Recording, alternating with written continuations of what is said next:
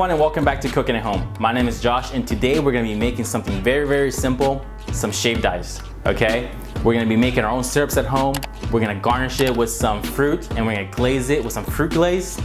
That being said, we are not going to be using no Kool-Aid, no artificial flavorings or artificial coloring at all. We're going to get our color straight from the fruit itself. And no offense to anyone using Kool-Aid, trust me, I like sugar, I like water, and I like purple, okay? But that being said, I just believe that using Kool-Aid for the coloring itself and the flavoring is just a little bit lazy, okay? There's a much better and a much simpler way of doing this at home, and I'm gonna teach you how to do it. So guys, that being said, let's hop straight to this video and let's check it out. So let's kick it off by learning how to make our kiwi, watermelon, and strawberry syrup. First things first, we're gonna get a sauce pot.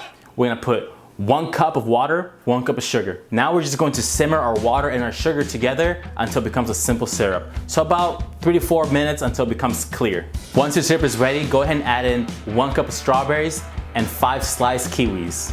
Now we're just going to simmer our fruit with our syrup and just extract all those juices out of it.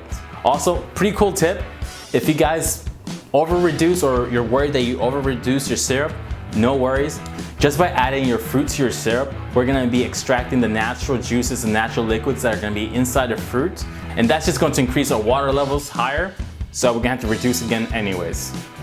So if you overdid it, don't worry. Just throw in your fruit, or you can add in a tablespoon of water and just look for the texture you're looking for.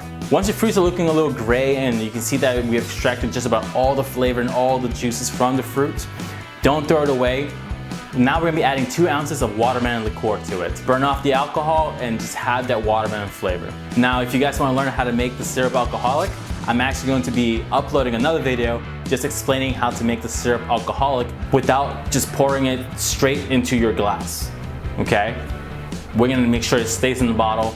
You can just squeeze it and just use it like that. Now you're gonna notice that our syrup doesn't really get much color just by extracting the juices, and that's because most of the color is in the fruit itself. So we're just gonna blend our fruit and our syrup together, and we're gonna get that natural color straight into our sauce. Once you've blended your syrup and your fruit together, we're just gonna strain our sauce into another container and just press as much juice out of it as we can.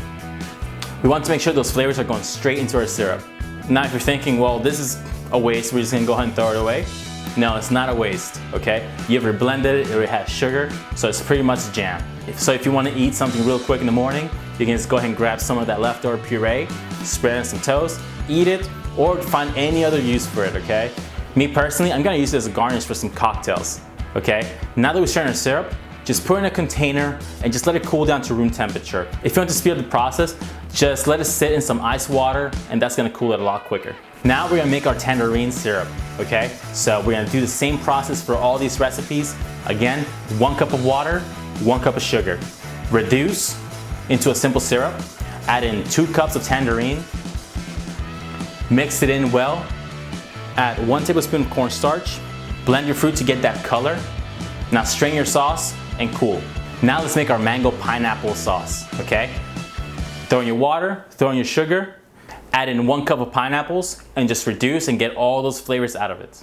Peel and slice 1 whole mango and place it inside your syrup. Add 1 tablespoon of cornstarch. Now blend it all together, strain it, and let it cool. Now we're gonna work on our peach, almond, and butterscotch syrup. Again, 1 cup of water, 1 cup of sugar.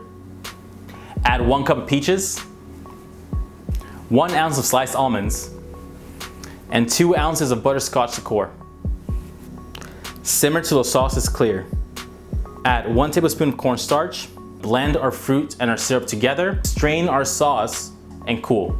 And now it's time to build, okay? So there's no right or wrong way of doing things right here. Just do what you think is best, okay? Look for your own flavors. For me personally, you might notice that I'm isolating all my flavors. I am not mixing it all together. I'm not drizzling and combining all of them into one, okay? That's fine if you want to do it, but for me personally, I just think that gets confusing. You just taste everything, which might be like, oh, all these flavors are so good. But if you just isolate them and keep them separate, you can actually pick and choose and enjoy them individually where they're nice and cold, and then start mixing one here, one there, and just create your own flavors. And the further you go into the bowl, the more fun it gets because you start mixing more and more and more ingredients and more syrups that you come across. Thank you guys so much for watching. My name is Josh, this was Cooking at Home, and I will catch you guys on the next video.